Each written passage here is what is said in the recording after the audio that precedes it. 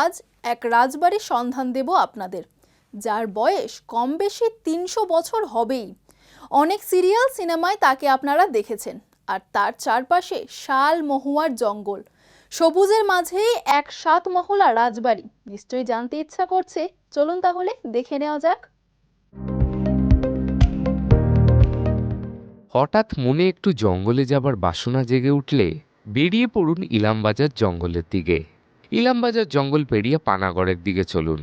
অজয় সেতু পেরিয়ে ১১ মাইল থেকে বাঁহাতি রাস্তা, যেটা মানকড় জঙ্গল হয়ে ঘুষকরা গিয়েছে, সেখান থেকে ২ কিলোমিটার গিয়ে বাদিকে লাল মাটির পথ ধরে আরও ১ কিলোমিটার যেতে হবে। তারপরই দেখা পাবেন কালিকাপুর রাজবাড়ির। এই রাজবাড়ির বয়স কম বেশি ৩০০ বছর হবে।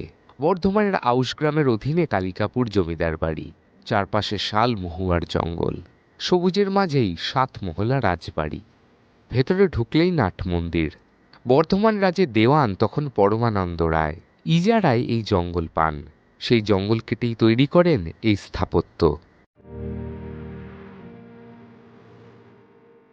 শস্য ভাণ্ডার বর্ধমানের বীরভূমকে বর্গীদের হাত থেকে রক্ষা করেছিলেন এই পরমানন্দ রায়।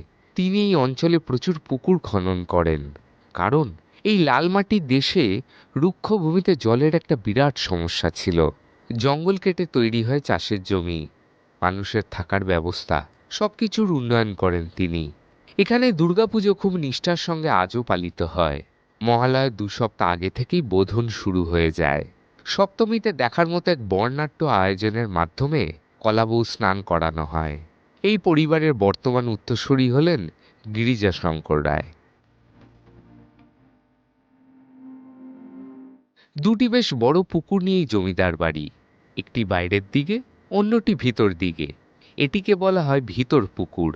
বাইরের পুকুরের ঘাটটি দেখে এখনো সেই সব শিল্পীদের হাতের কাজকে কুর্নিশ জানাতে ইচ্ছে করে। কি অপূর্বই ঘাটের সৌন্দর্য! কোনো এক সময় অপরূপ ছিল, তাতে সন্দেহ নেই। তবে কালের অমোঘ নিয়মে আজ তার ভগ্নদশা।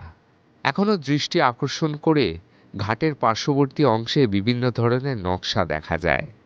সারাটা দিন হাতে নিয়ে কোনো এক ছুটির দিন ৪ চাকা নিয়ে ঘুরে আসতে পারেন এই কালিকাপুর রাজবাড়ি থেকে।